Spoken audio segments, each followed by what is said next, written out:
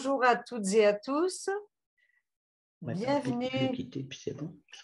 à l'atelier témoignage, rencontre du Christ avec les plus pauvres. Hop.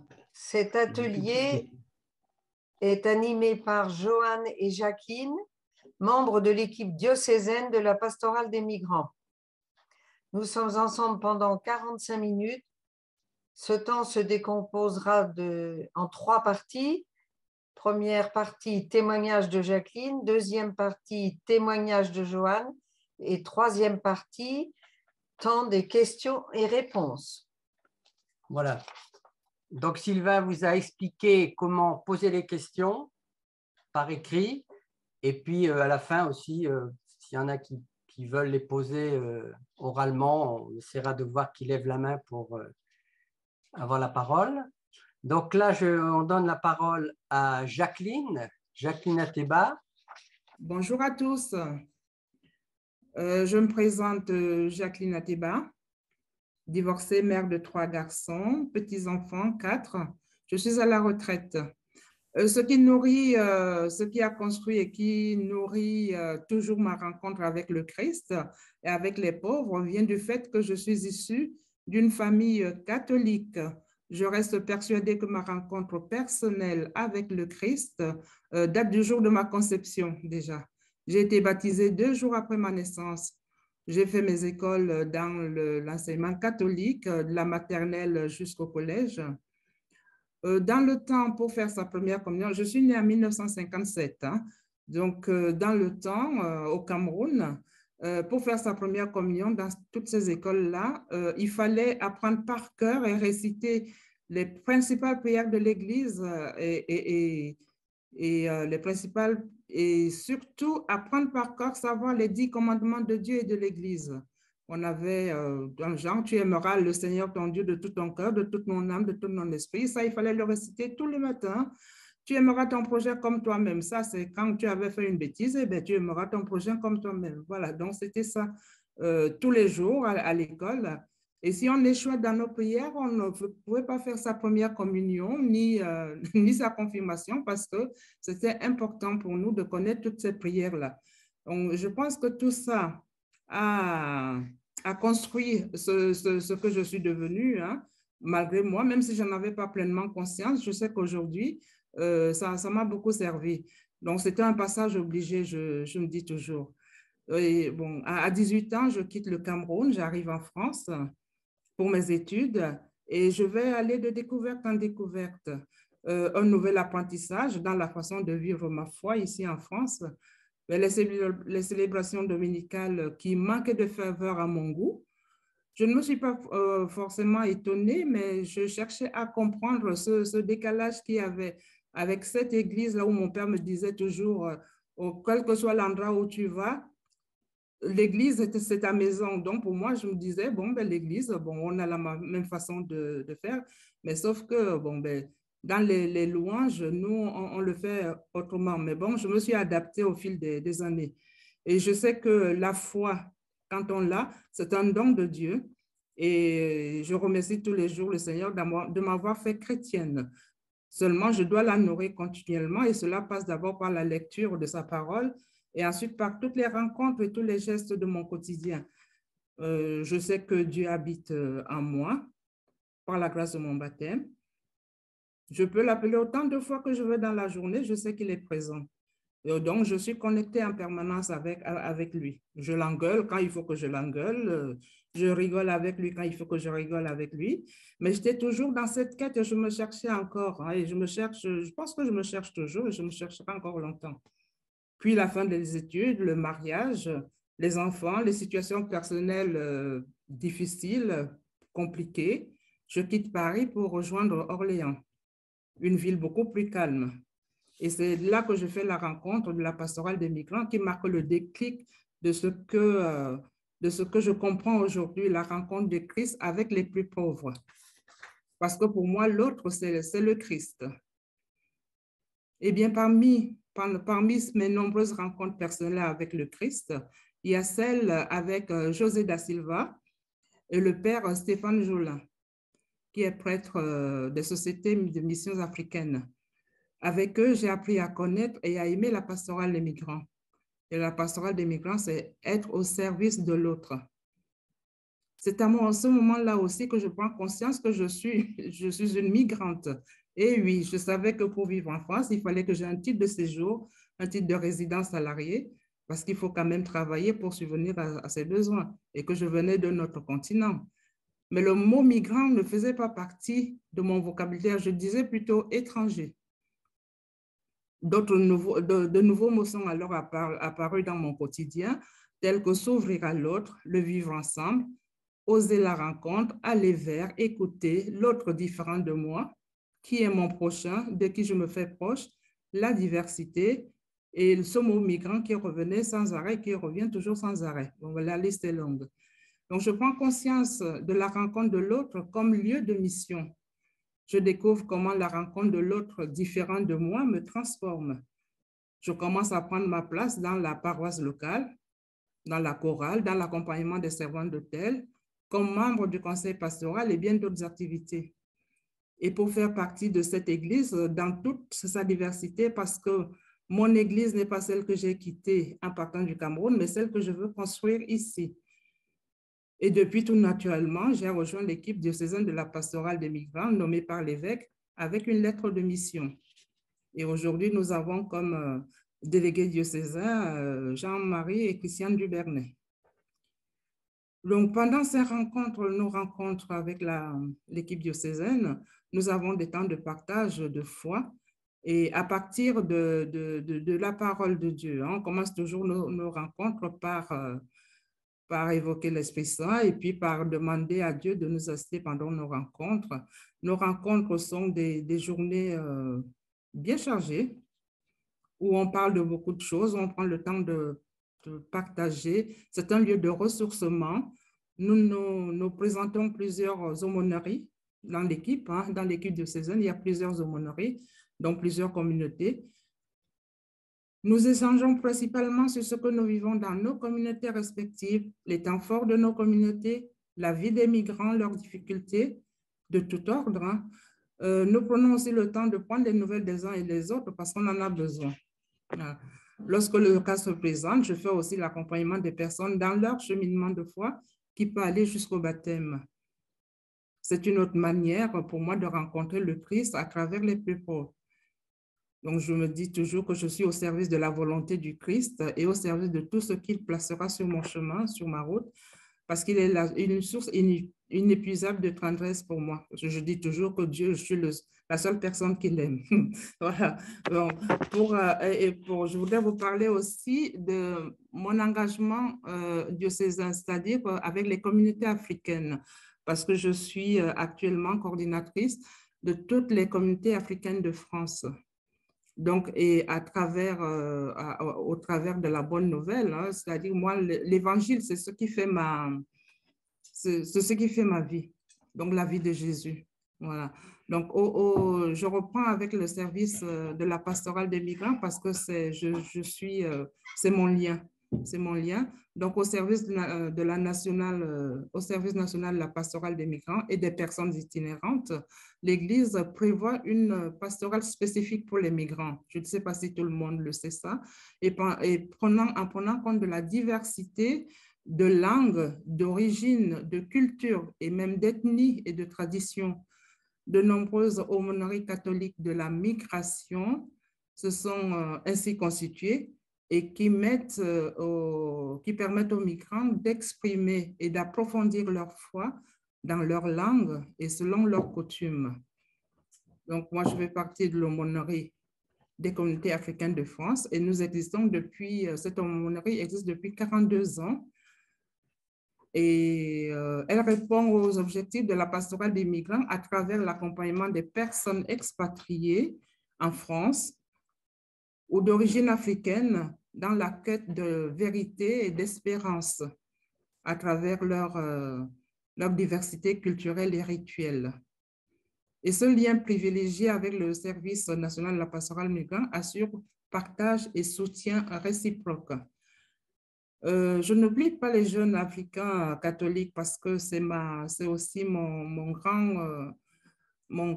comment je veux dire ça? C'est important pour moi parce qu'ils sont appelés à prendre la relève des aînés.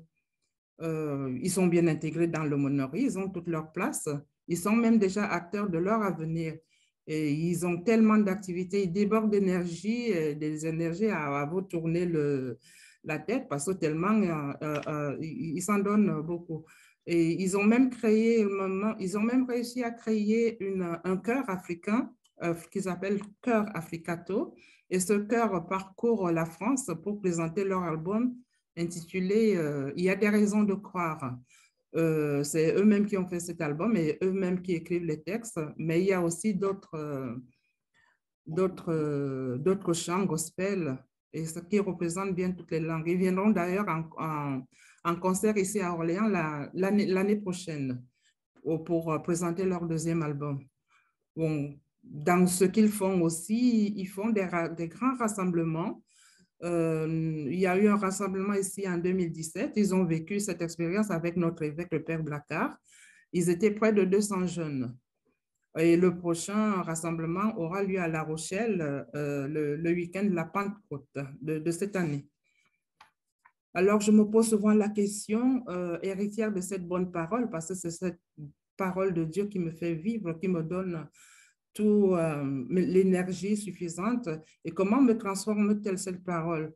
Quand on sait que la parole de Dieu que nous avons reçue est au cœur d'une diversité de paroles.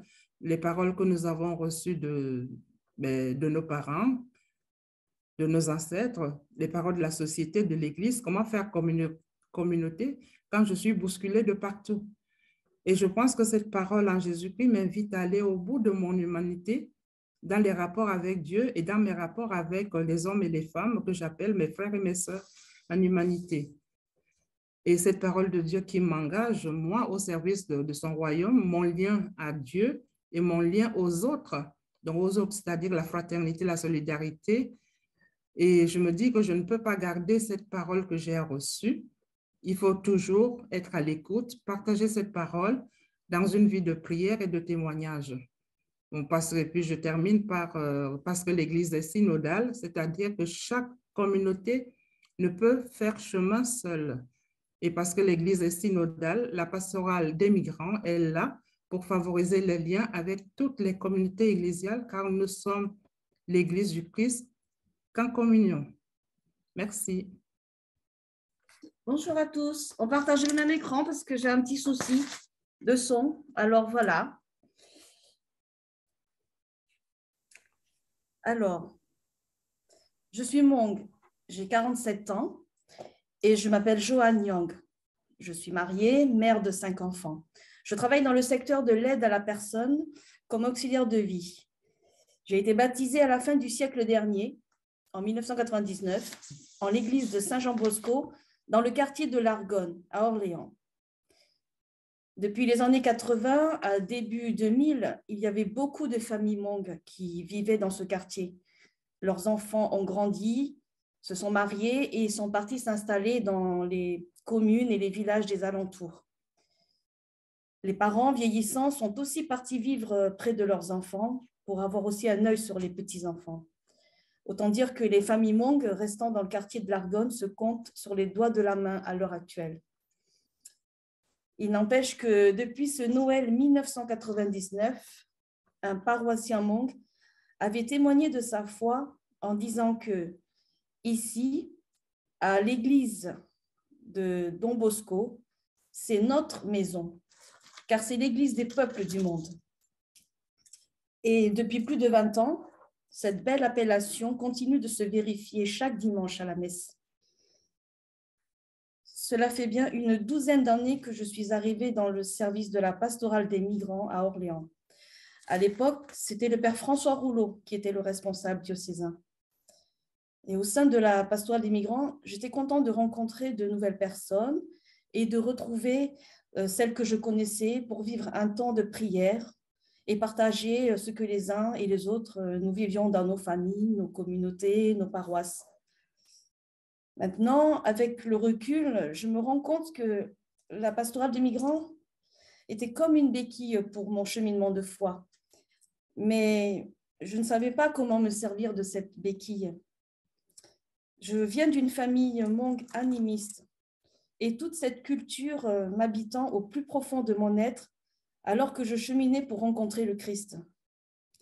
Mon chemin de conversion a commencé quand j'étais seule, avec mes questions, autant du côté animiste que du côté christianisme. Je n'osais pas poser des questions car moi-même, je ne savais pas comment les formuler.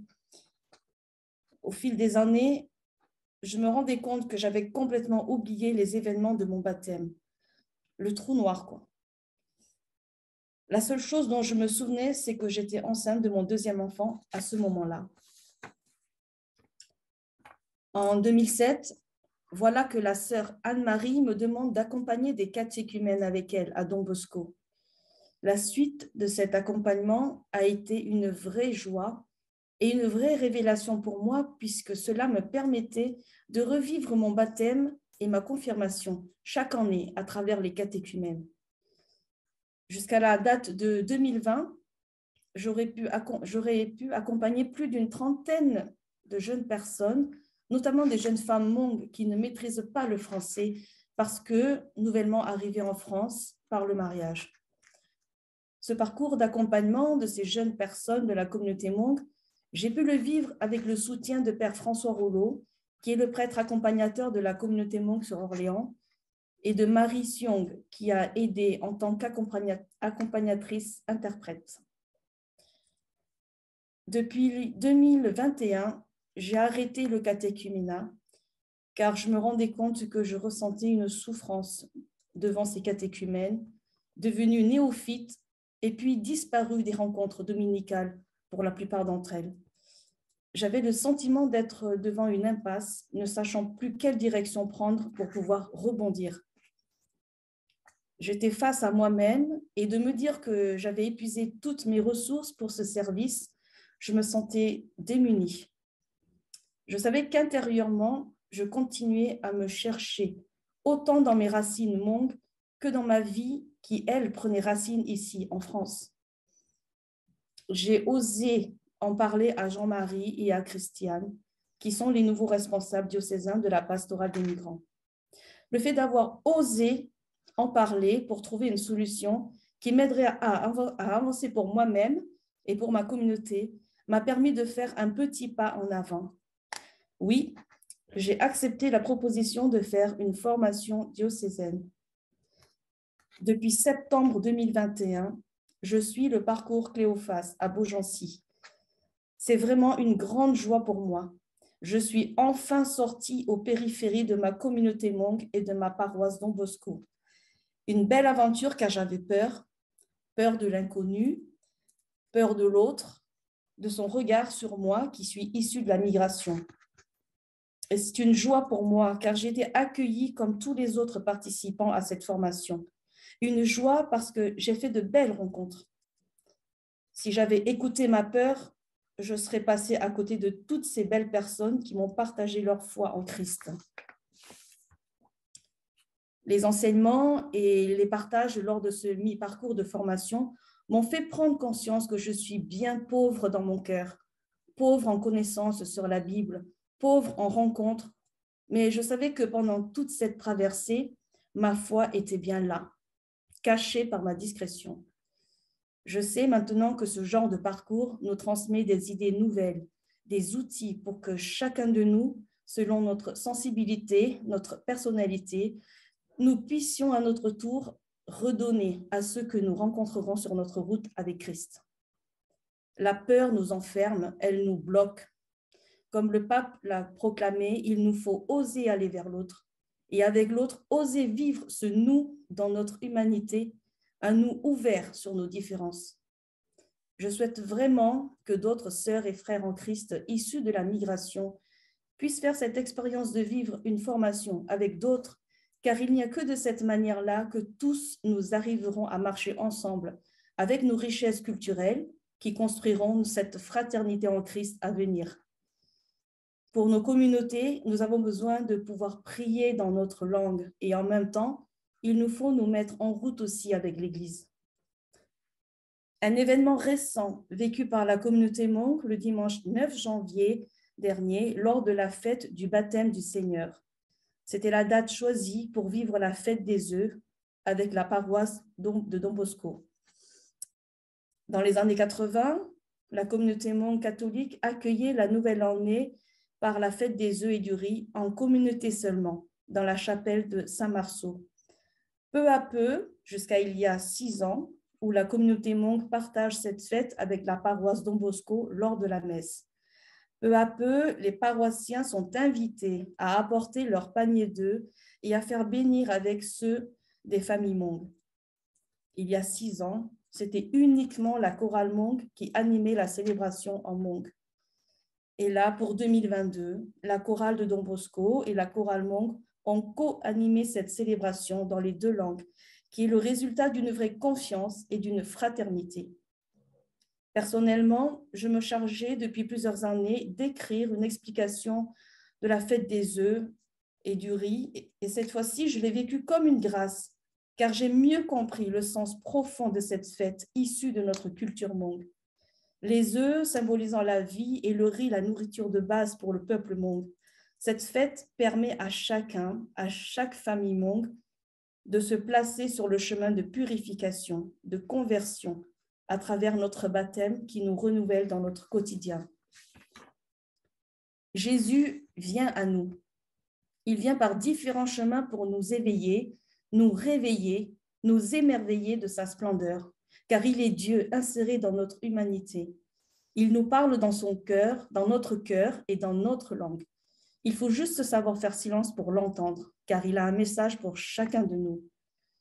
La pastorale des migrants est bien plus qu'une béquille.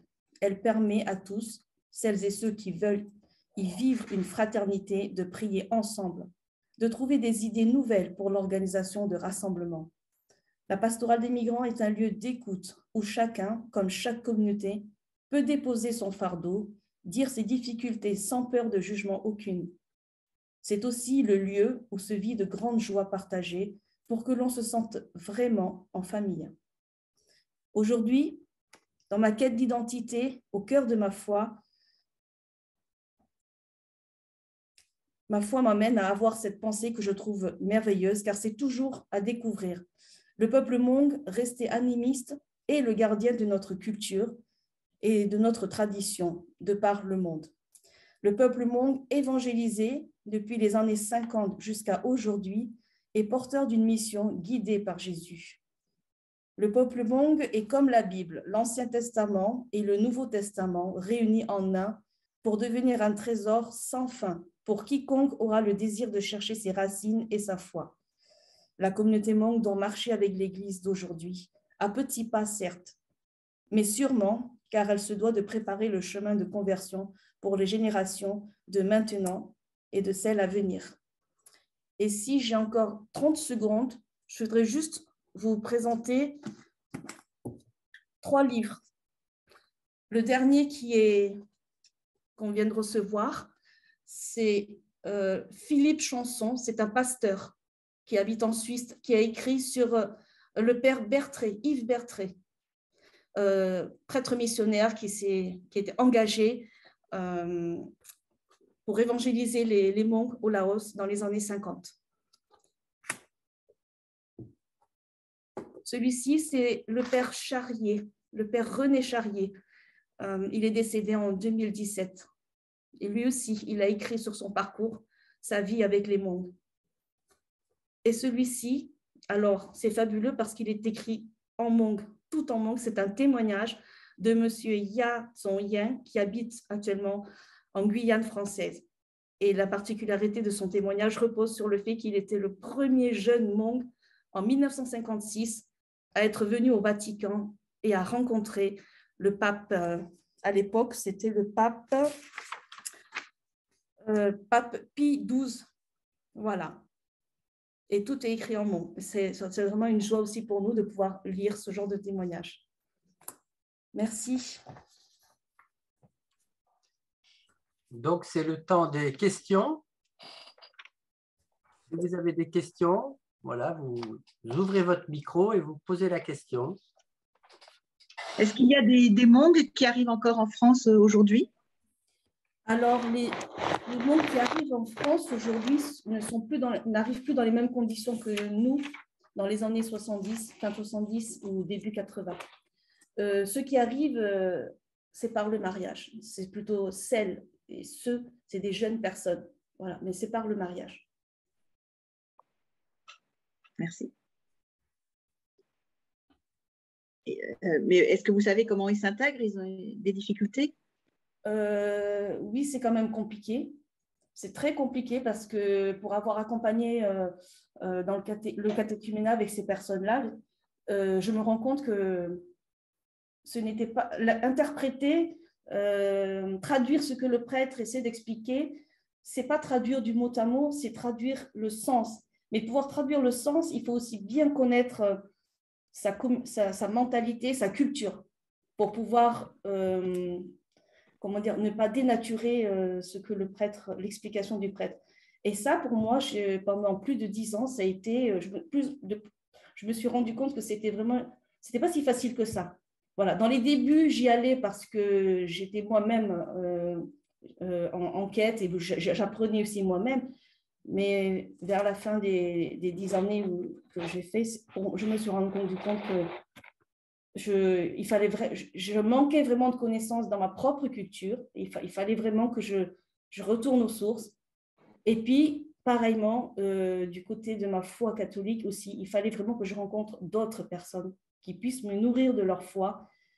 Et il n'y avait que de cette manière-là que je pouvais retourner auprès des miens pour mieux les accompagner dans leur chemin de foi. Voilà. Merci, c'est très honnête. Bravo. Merci. Mais je crois qu'on en est tous là, à être toujours sur un chemin de progression. Oui. Donc, quelle que soit notre culture, mais surtout en étant chrétien, on n'a jamais fini, quoi. Exactement. D'où l'importance de la rencontre, d'aller toujours vers l'autre. C'est pas si facile que ça d'aller vers l'autre. Voilà. En fait, quand on se place en position de migrant, on se dit, bah, c'est les autres qui doivent venir vers nous. Mais non, c'est dans les deux sens, en fait. Nous aussi, on doit aussi aller vers l'autre. Voilà. Alors, j'avais une question, un peu de détail. Je suis Hervé O'Mahony. Le père Charrier dont vous avez parlé, montré le livre, est-ce que c'est lui qui habitait Bourges à un moment? Oui, c'est ça, père O'Mahony. Oui. Oui, parce que quand j'étais curé de Chien, il était venu pour une famille Hmong il avait fait la catéchèse avec des sortes de bandes dessinées. Oui. Et il y avait une bonne trentaine de Hmong qui participaient à cette catéchèse. Tout à fait, c'est ça. Voilà. Oui, c'est lui. D'accord. Merci. Merci. Mais je pense qu'à cette époque-là, moi, je n'étais pas encore sur Orléans. D'accord. J'ai eu les échos bien après. Et c'est ça, père oui. C'est ça. Et j'avais été impressionné. Alors, il avait insisté pour qu'il y ait des paroissiens de Chien qui participent aussi à cette catéchèse. Oui. Ils ne comprenaient pas ce qui se disait en Hmong, mais pour témoigner que le baptême, c'était aussi l'entrée dans une communauté. Alors, il y avait le père Charrier et puis les Hmong qui parlaient entre eux en Hmong, et puis les paroissiens qui écoutaient un peu bouche bée ces conversations en Hmong et qui témoignaient par leur présence que le baptême, c'est aussi l'entrée dans une communauté. C'est vraiment vrai ce que vous dites, père O'Mahony, parce que le père Charrier, comme le père Bertré, eux aussi, ils ont fait leur entrée dans le peuple Hmong, parce qu'eux-mêmes parlent parfaitement le Hmong. Oui, c'est ça. Encore mieux qu'un vrai Hmong. Et puis, ils ont même reçu un prénom Hmong qui les porte, et un prénom de sagesse. Ça, c'est une tradition chez nous, et c'est très important. Je peux témoigner de la même chose, puisque je suis le père François Regnault, oui. Prêtre diocésain actuellement donc à paroisse Sainte-Jeanne d'Arc à Orléans, donc voisin de Saint-Jean-Bosco. Et j'étais à Agen dans les mêmes années que le père O'Mahony, et j'étais témoin de ça. J'étais très, très impressionné par justement cette bande dessinée qui permettait aux adultes Hmong de se préparer au baptême. Moi, en même temps, moi j'accompagnais plutôt des jeunes, des adolescents. Alors eux connaissaient, maîtrisaient bien le français, donc la préparation au baptême se faisait en français, mais je garde un souvenir très enfin, très, très vif de cet accompagnement qui a été fait pour les adultes, et de cette méthode. Enfin, c'était évangéliaire en bande dessinée, et justement où le récit de l'évangile était expliqué vignette après vignette, quoi. Oui. Alors, c'est vrai que j'aurais dû penser à emmener ce livre, parce que je l'ai gardé. Et le père Charrier, il a vraiment rusé d'idées parce que beaucoup de monde ne savent pas écrire. Voilà, même si le père Bertret, il a créé cette langue écrite pour nous, les Hmongs, mais tous ne maîtrisent pas. Donc, il faut savoir que dans toutes ces familles, toutes ces personnes qui étaient baptisées dans les premiers temps et même aujourd'hui, n'écrivent pas le Hmong, ne lisent pas. Donc, comment leur faire comprendre? Déjà, voilà, c'est très bien parce qu'il parle Hmong, le prêtre, mais par les dessins, ça a beaucoup aidé. Moi, je sais que mon mari m'avait témoigné qu'il était fasciné de ces dessins-là. Et juste ces dessins, ça leur parlait déjà beaucoup. Vous avez parlé toutes les deux de chant. Je pense que toutes les deux, vous avez une idée derrière la tête. Vous pouvez peut-être en dire quelques mots. Oui, les chants, parce que nous avons un projet. Nous avons un projet que nous avons soumis à l'équipe de la pastorale des migrants, c'est-à-dire aux paroisses qui le souhaitent, hein, paroisses de diocèse qui le souhaitent, c'est aller vers elles, vers les équipes liturgiques et leur proposer de venir co-animer une messe un jour, un dimanche qu'ils auront choisi, co-animer une messe avec les différentes communautés que nous représentons. Donc, dans ces communautés, il y a la communauté Hmong, il y a la communauté portugaise, laotienne, vietnamienne, africaine. Et donc, on ne demande pas de changer les habitudes des paroisses, hein, on ne demande pas de changer les habitudes, c'est juste venir présenter déjà la pastorale des migrants et nous présenter, et se présenter les uns les autres et chanter un ou deux chants en langue, un chant d'entrée, un chant d'offertoire, un chant d'envoi. Voilà. Mais ça, on le fait, on le travaille avant avec les équipes liturgiques qui le souhaitent. Donc, dans tout le diocèse, hein, peu importe, on peut venir à Gion, on peut venir à Montargis, on peut aller à Beauce, on peut rester ici dans la région, ici dans Orléans, Orléans Centre.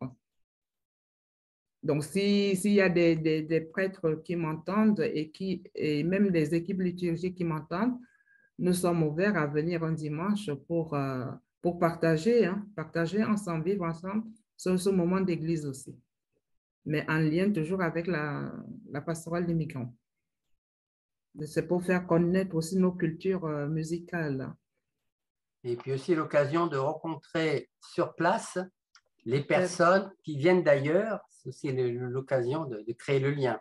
Oui, parce qu'il y a des personnes qui sont à Montargis, nous sommes ici à Orléans. C'est vrai que ceux qui sont... c'est dommage que Montargis soit annulé parce que ça nous aurait fait plaisir de nous déplacer aussi, nous les gens d'Orléans, parce qu'on dit toujours qu'Orléans c'est le centre, mais non, Orléans c'est pas de centre.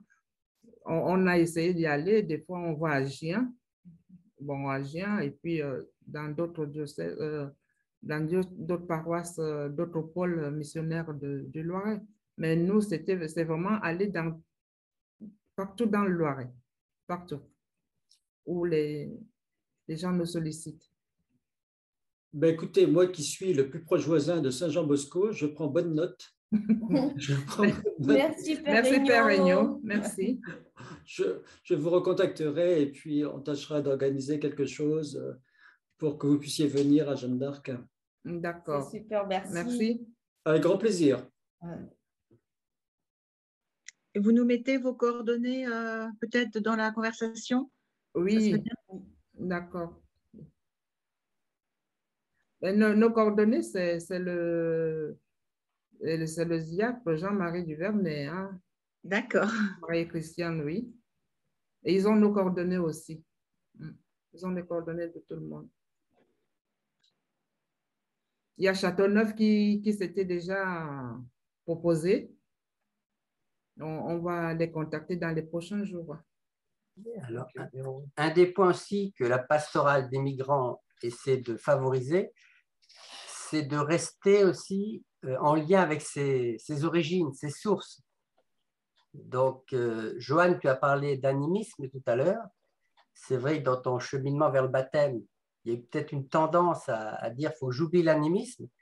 Et depuis que tu approfondis ta foi, tu nous as exprimé que l'animisme t'aidait à la fois à comprendre certaines notions de l'Évangile. Et puis, c'était pourtant important de faire une sorte de voyage initiatique aux États-Unis pour retrouver justement tes sources animistes et pouvoir harmoniser ta relation au Christ et tes origines animistes. Tu peux peut-être en dire quelques mots? Alors, oui, c'est vrai que, comment dire, chez les animistes, alors je suis allée aux États-Unis parce que là-bas, mon grand-père, il vit là-bas avec tout le reste de la famille. Ici en France, mon père et ma mère et mes frères et sœurs, on est les seuls à être arrivés ici en France. Voilà. Et du coup, c'est vrai que pour vraiment sentir aussi cette ambiance de l'animisme, aller là-bas, rencontrer la famille qui est restée vraiment dans cette culture, ça m'a fait prendre conscience qu'on était comme dans deux mondes complètement différents, mais en même temps pas si différents que ça, parce que il y a beaucoup de choses qui se retrouvent, c'est seulement que c'est exprimé ou pratiqué de manière différente, c'est tout. Et pour moi, j'ai longtemps avancé dans mon cheminement en regardant en arrière, comme si j'avais un boulet, quoi. Mais en fait, non. Maintenant que j'ai accepté que, et puis parce que aussi dans l'Église, on le dit, qu'il ne faut pas couper ce lien-là avec ses racines. Au contraire, il faut être aussi fier d'où l'on vient, de qui on est. Et donc, en fait, en ayant ancré ça aussi dans sa tête, dans son cœur, il y a une paix qui est là, il y a une paix qui s'installe. Et oui, pour moi, avoir cette culture animiste ancrée au plus profond de moi, c'est une richesse en plus pour mieux avancer et pour mieux comprendre mon chemin de foi. Voilà. Vous avez surtout évoqué donc les personnes de vos cultures qui rejoignaient l'Église. Oui. Mais est-ce que vous rejoignez, enfin vous cherchez la relation avec des personnes de vos cultures, mais qui ne sont pas forcément venues au-devant de vous à l'Église? Je veux dire, en dehors du cercle paroissial, quoi. Est-ce de voisinage ou de... ou à travers d'associations autres que chrétiennes, par exemple? C'est plus compliqué pour moi parce que j'étais plus concentrée sur les gens de ma communauté. Parce que du coup moi-même, quand j'ai fait mon cheminement vers le baptême, en fait, j'étais toute seule. Même si il y avait la famille de mon mari qui était là, j'ai pas su. Et eux non plus n'ont pas su m'accompagner dans ma démarche. Ils m'ont dit, tu dois faire parce que tu es mariée avec nous, on est catholiques, alors tu dois te faire baptiser. Au fond de moi, je pense que c'est ce que j'ai toujours cherché et attendu. Mais pour toutes ces questions qui me venaient par rapport à la messe, par rapport à tout plein de choses, personne n'était là pour me guider et puis je n'ai pas su poser les questions pour m'aider à avancer. Je me suis plutôt tournée vers la paroisse Don Bosco, vers le prêtre, le père François Rollo, parce que c'est lui qui m'avait accompagnée dans le baptême.